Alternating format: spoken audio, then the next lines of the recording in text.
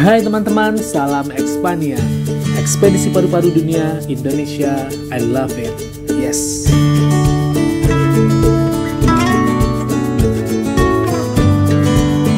Yes teman-teman, kali ini Expania masih berada di kota Serang, ibu kota Provinsi Banten, provinsi paling barat di Pulau Jawa. Dan akhirnya momen yang paling kami cari dalam perjalanan ini datang, dan kita akan menuju ke pantai utara, ke Banten Lama. Dan di sini kita akan melihat bukti sejarah berkelas internasional yang luar biasa.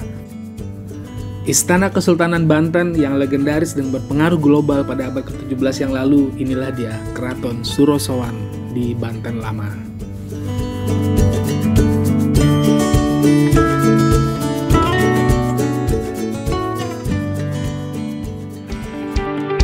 Teman-teman, setelah mengunjungi situs Batu Banten Girang yang merupakan pusat peradaban Hindu dan Buddha di tanah Banten sebelum masuknya pengaruh Islam, akhirnya kami bergerak menuju arah utara ke Banten Lama yang berjarak kurang lebih 10 km dengan waktu tempuh kurang lebih 30 menit saja. Dan alhamdulillah, walaupun di hari Minggu, kondisi jalannya tidak terlalu padat dan tidak terlalu macet. Dan walaupun pemandangannya tidak terlalu menarik, melewati jalan lurus di dataran rendah, tetapi kasat mata terlihat daerah ini cukup maju, teman-teman.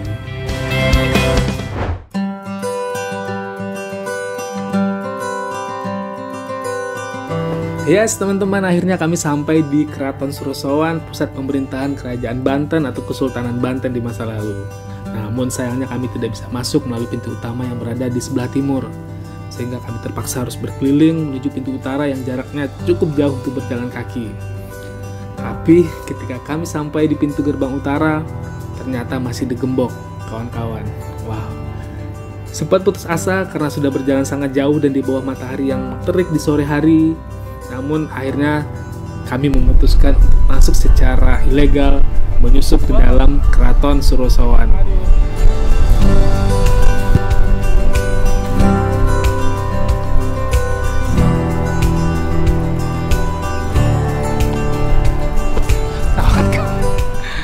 Akhirnya kita naik ke dinding Keraton Surosowan dengan cara yang saya nggak tahu ini ilegal atau enggak, tapi kalau pintunya dikunci berarti nggak boleh masuk ya. Teman, keraton ini sangat luas dan sayangnya memang tidak ada sisa-sisa bangunan yang cukup berdiri dengan utuh, sehingga kita sulit untuk mengidentifikasi ini bangunan ini apa dan segala macam.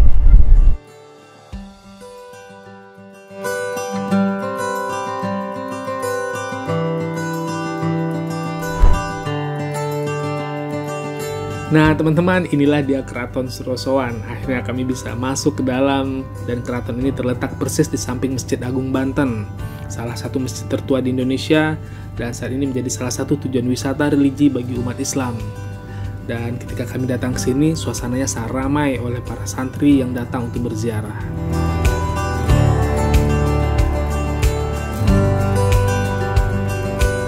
Teman-teman, berdasarkan referensi yang kami temukan, ternyata Kesultanan Banten ini berdiri pada awal tahun 1525. Ya, sudah lama banget ya. Dan saat itu Sunan Gunung Jati atau yang dikenal dengan Syarif Hidayatullah dari Cirebon berhasil menguasai wilayah Banten. Pada tahun 1552, Sultan Gunung Jati kembali ke Cirebon dan menyerahkan Kesultanan Banten kepada Sultan Maulana Hasanuddin dan mengalami masa kejayaan pada era kepemimpinan Sultan Ageng Tirtayasa pada abad ke-17 yang berhasil memajukan kekuatan politik untuk melawan Belanda saat itu atau yang dikenal dengan VOC. Selain memiliki kekuatan politik, Kesultanan Banten juga menjadi kekuatan ekonomi global saat itu, sehingga Banten menjadi sentral perdagangan penting yang banyak sekali didatangi oleh pedagang dari berbagai belahan dunia, seperti dari Cina, kemudian pedagang dari Timur Tengah, dan juga pedagang dari Eropa, sehingga VOC tergiur untuk menguasai Kesultanan Banten kala itu.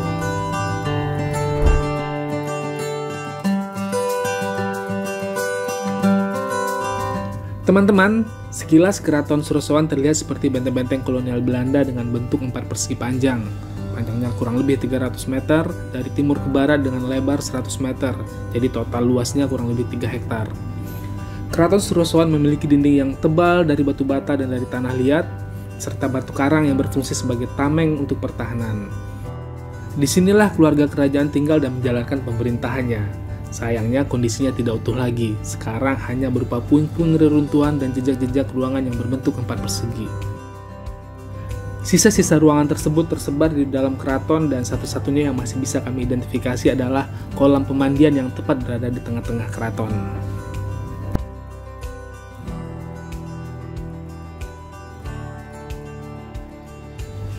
Keraton Surosowan diperkirakan dibangun antara tahun 1552 Masehi sampai dengan 1570 Masehi. Tetapi keraton ini sudah mengalami beberapa kali kehancuran. Yang pertama pada tahun 1680 saat peperangan antara Sultan Ageng Tirtayasa dan Sultan Haji yang dimenangkan oleh Sultan Haji atas bantuan dari VOC. Setelah berhasil naik tahta, Sultan Haji membangun kembali Keraton Surosowan atas bantuan seorang arsitek Belanda yang bernama Hendrik Laurens Kardel, sehingga bentuknya benar mirip-mirip seperti benteng. Tetapi pada tahun 1908, Keraton Surosowan kembali dihancurkan oleh pasukan Belanda yang dipimpin oleh Gubernur Jenderal Herman Willem Daendels karena Kesultanan Banten menolak pembangunan jalan dari Anyar ke Panarukan waktu itu.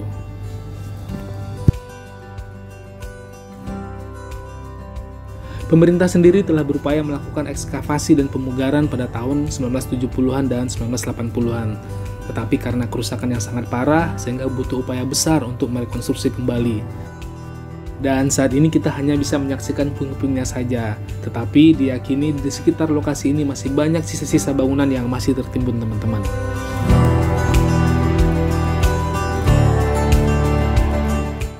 Nah, kawan-kawan, jadi sekarang kita berada di antara reruntuhan dan puing-puing Keraton Surosowan ini, dan saya bisa membayangkan dulu hebatnya seperti apa keraton ini menjadi pusat dari pemerintahan Kesultanan Banten.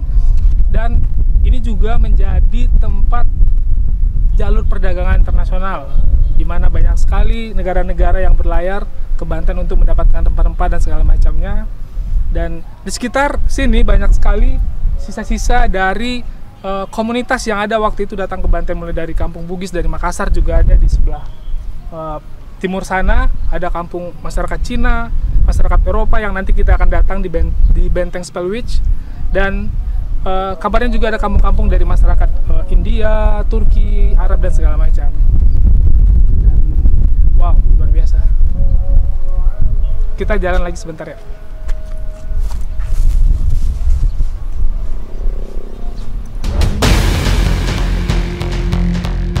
Nah, teman-teman, berada di kompleks Keraton Surosowan ini membawa kita hanyut dalam suasana masa lalu dan itu sulit untuk diungkapkan. Tetapi masih ada satu lagi keraton yang punya peran penting di masa lalu dan tidak lengkap rasanya kalau kita tidak kunjungi dalam momen kali ini.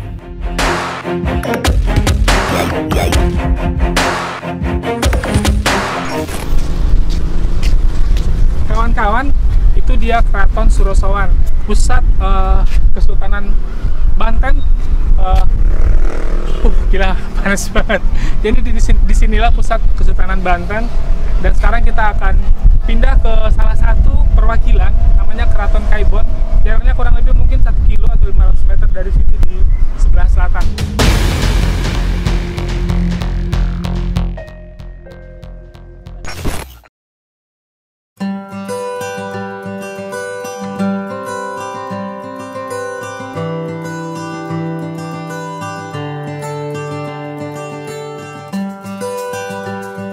Nah, teman-teman, akhirnya kita berada di Keraton Kaibon dan ada nuansa yang berbeda dengan Keraton Surosowan. Ini mungkin karena sejarahnya yang unik serta dari namanya Kaibon yang ternyata berarti adalah keibuan. Menurut referensi dari berbagai sumber, ternyata keraton ini memang dibangun sebagai kediaman ibu dari Sultan ke-21 Kerajaan Banten, yaitu Ibu Sultan Syaifuddin, yaitu Ratu Aisyah. Bapak dari Sultan Syaifuddin yaitu Sultan Abu Fath Muhammad Muhyiddin Zainus Solihin yang merupakan Sultan Banten ke-16 meninggal saat beliau berusia masih 5 tahun. Dan untuk sementara pemerintahan dipimpin oleh ibunya yaitu Ratu Aisyah. Dan Keraton Kaibon dibangun sebagai kediaman dari Ratu Aisyah. Sayangnya Keraton Kaibon juga ikut dihancurkan bersamaan dengan Keraton Surosowan oleh Belanda yang dipimpin oleh Daendels karena Sultan Syaifuddin menolak pembangunan jalan Anyar Panarukan kala itu.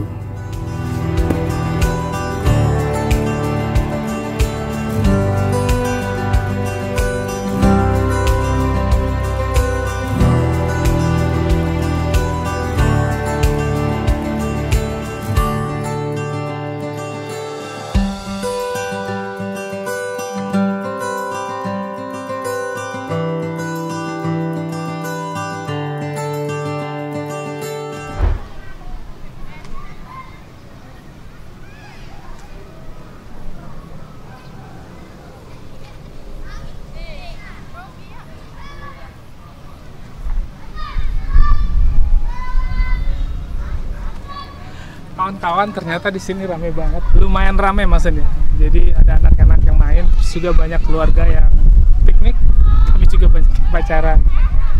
Tapi yang menarik di sini banyak sekali anak-anak muda yang kita nggak tahu datangnya dari mana, mereka foto-foto dan segala macam.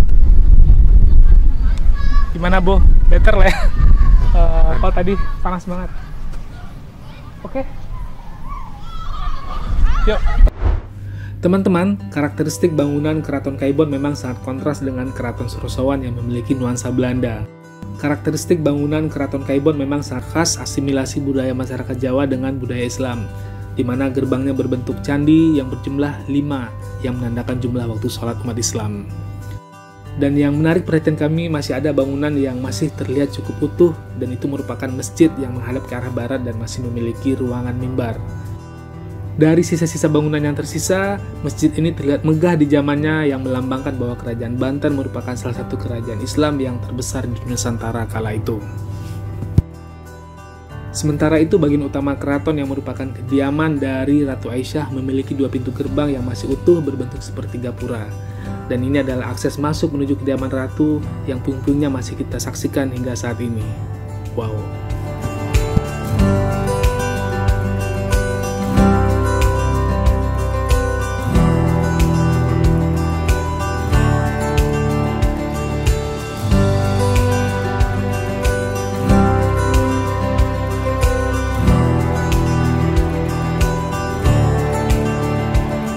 Nah teman-teman, ketika kami berkeliling mempelajari sejarah Kesultanan Banten, akhirnya kami sadar bahwa tanah ini memiliki sejarah panjang yang pantas untuk kita banggakan. Tetapi teman-teman, masih ada sisi lain dari Banten lama yang mesti kita kunjungi dan tidak mungkin kita lewati sebelum kita menikmati matahari terbenam di utara sana.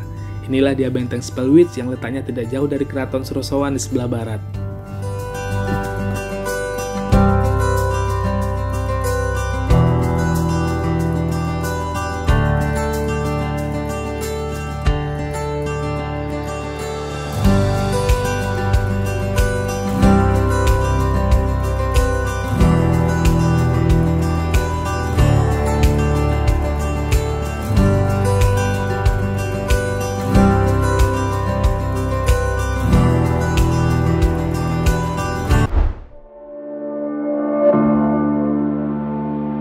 Yes teman-teman, terima kasih sudah mengikuti perjalanan Expania, tetapi ingat ini belum selesai dan bagi teman-teman yang ingin mendapatkan update tentang perjalanan Expania di Kota Serang, silahkan di subscribe channel ini dan juga di follow Instagram Expania.